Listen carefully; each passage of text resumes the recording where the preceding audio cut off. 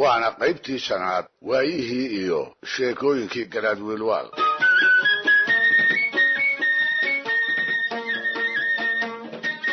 dhegaystayaal, mararka qaarkood sheekooyinka ay wiilwaal ka wariyaan waxay u egyihiin sheeko xariiro in la rumaysta ay adag tahay.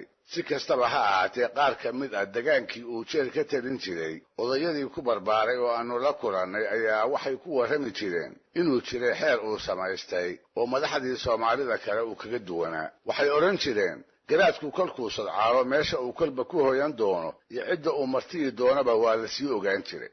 saa dambe oo kale reerka uu ku beegan yahay ayaa sooridiisa qalqaalo u geli jiray. sida la leeyahayna waxay martisoorka ugu dari jireen haweenay laga dhintay ama la furay oo carmal ah, taasoo si degdeg ah loogu guurin jiray. galabnimada horeba inta loo meheriyo ayaa habeenkaa loo hoyn jiray. waa berigiina intuu furo ayuu ka jeedlan jiray. waa arrin dhab ahaanshaheeda aan cid xaqiijin karta la arag. waxaase jirta sheeko ay soomaalidu aad u taqaan ayna u daliishadaan in dhaqankaas layaabka leh ay wax ka jireen. waxaa la yidhi wiilwaal baa maalin maalmaha ka mida u yeedhay dahabaduula, haweenaydii siduu ku guursaday aynu barnaamijkii toddobaadkii hore ku soo qaadnay ee uu caqligeeda badan ugu xishay. wuxuu ku yidhi muddo ayaan maqnaanayaa, waxaan ku tashanahay sodcaal dheer. kolkii haddaba aan soo noqdo aan kuugu imaado adiga oo haysta wiil aad dhashay oo aniga ii eg iyo genyadayda oo faraskayga u eg iyaduna dhashay oo haysata. haddii kale luquntu kuguma ooli doonto. waa xujo iyo yaab. haweenay uu ninkeedii sodcaal ku maqan yahay sidee bay ku uuraysanoo ay wiilal u umuli? way umuli kartaayoo gogoldhaafba waa lagu keenaaye sidee buu wiilka ay dhashaa uga ekaan karaa ninkeedii muddada ka maqnaa? dhanka kale faraskiisii haddii loo xakameeyey oo inta wejiga shaal loogu guray loo shaqlay isaguna uu ku sodcaalay, sidee bay ku suuroobi kartaa geenyadii hebla ahayd ee uu reerka kaga tegay intay rinto in neef faraskaa u eg laga soo jiido?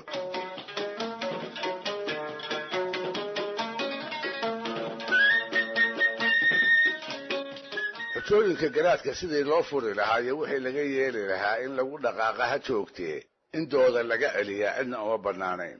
aragdiisana allaha ka dhige ruuxu naftiisa rajo ka qabaa inuu maya ku yidhaahdo kumuu dhiiran karin. dahabaduula walwal baa ku dhammaaday.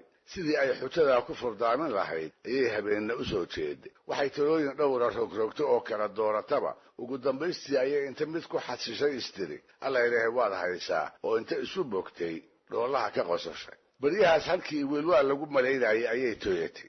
reerkii geediga ahaa iyo kii nagaaba way weydiisay. ninkii socotada ahaa ee ay aragtayba way haybisay. waxaa loogu warramay reer hebel buu habeen saddexaad la hoyday. mar kale waxaa loo sheegay nin hebel baa habeenkii xigay degme heble ugu loogaayey. mar kalena waxaa lagu yidhi maalin hebla ayaa fagaarihii weynaa ee meel hebla loogu dabaaldegi doonaa.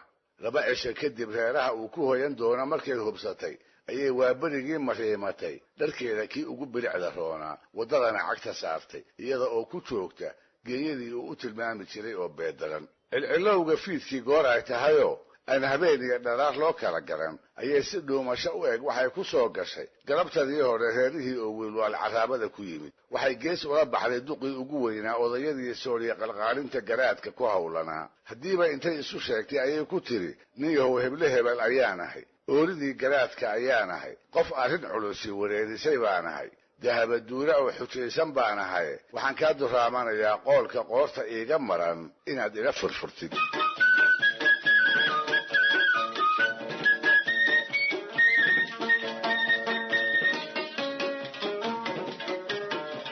ruuxa dumarka ahi waxa ay u sheegi isaga oo ka yaaban ayuu odaygiina yidhi maxaa ku helay? qoolka kugu maranse muxuu yahay?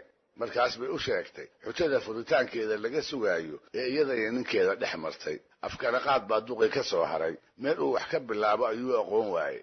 wuxuu aamusnaadaba markii dambe ayuu ku yidhi maandhay si aan wax kuula farsameeyo iyo irid laga baxo midna anigu garan maayo, igamana sugtid. markaas bay tidhi irid aan ka baxo in aad itustid kuguma imaan, kaalmo un baan kaa doonaya, taladaydu way i dhooban tahay.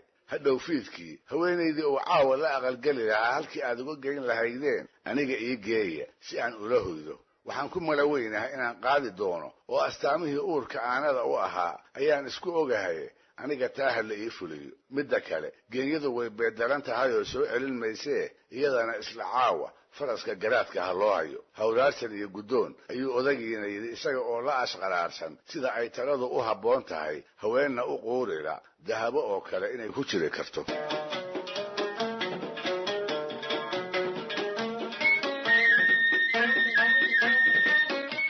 suuryadii kolkay dhammaatay dabina loo sheekeeyey ayaa waxaa la soo gaaray qoftii la bari lahayd goortii wiilwaal loo keeni lahaa. kolkaas baa waxaa halhaleel u soo booday oo hadalkii boobay fiidkii dahabaduule odaygii ay wax isku ogaayeen. wuxuu yidhi bilic hadday dumar lahaayeen cawo kale yeelkeeda garaadow caawa waad haysaa kashaadu sidaa ha ku qabowdo. rayrayn buu isna la muusooday. habeenkaana dhaxantii gelin hore iyo gabadanadii aroornimoba waxaa gabaad uga noqotay dahabo oo inta loo soo hadoodilay aroos cusub looga soo dhigay. si haddaba wada joogga habeenkaas aanu garaadku berri ka maalin ugu dafirin oo haddii ilma ku beermaan aanu ugu malayn fal gogol dhaaf keenay maxay talow yeeshaa. durbo xeel bay heshay. judhii horeba markii uu gacantogaaleeyey ayay ka durugtay. way ka sii jeensatay. intay u jir xumaysay bay haasaawihiina ka xiratay. markii uu doocdoociyey oo hadba uu dhinac ka maray oo waa ku sidayso inaan garaadkii ahay ma ogid uu dhowr jeer ugu celceliyey ayay tidhi fargashiga aad qabto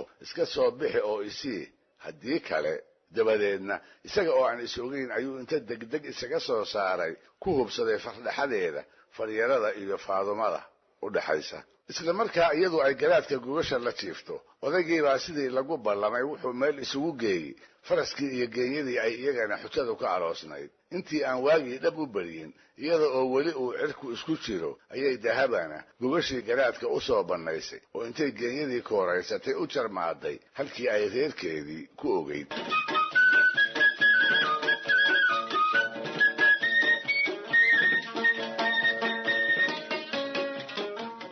kabil hadduu maqnaa ayuu galabtii dambe isaga oo faraskiisii weyrax ku jooga soo dhigtay kagana degay daahiyo weynihii dahabo ardaagiisa. sheedda aqalka ayuu milicsaday mase waxaa ku mayracanaya geeyadii iyo darmaan ay dhashay oo aan laga aqoon faraska uu hadda meesha kaga degay. wuu yaabay. waxaase uga yaab badnaa markii ay dahabo aqalka ka soo baxday iyada oo naaska u dhigaysa wiil si wacan u kobcayoo aan isaga laga aqoon. markaas buu ismadax maray.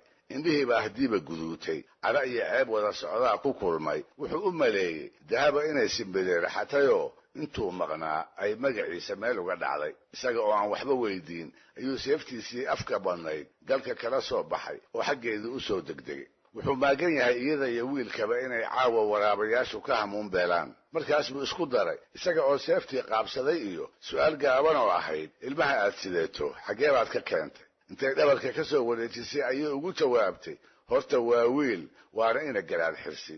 foolkiisa ayay ka garatay inuusan rumaysan. dabadeedna si aanay seeftu luqunteeda ugu dhicin ayay haddiiba waxay farteeda ka soo saartay fargashigii ay ka qaadan jirtay. hortiisa intay ku tuurtay ayay tidhi garaadow kaatunkaa ma aqoonaysaa. isna markii uu eegaba wuu aqooday. sidii ay sheekadu u dhacday ayuu dib u xusuustay. halkii ayuu ku qaboobay oo habeenkiina intuu wan weyn ku allabariyey wiilkii ugu waqlalay. sow sheeko la yaab lama noqon.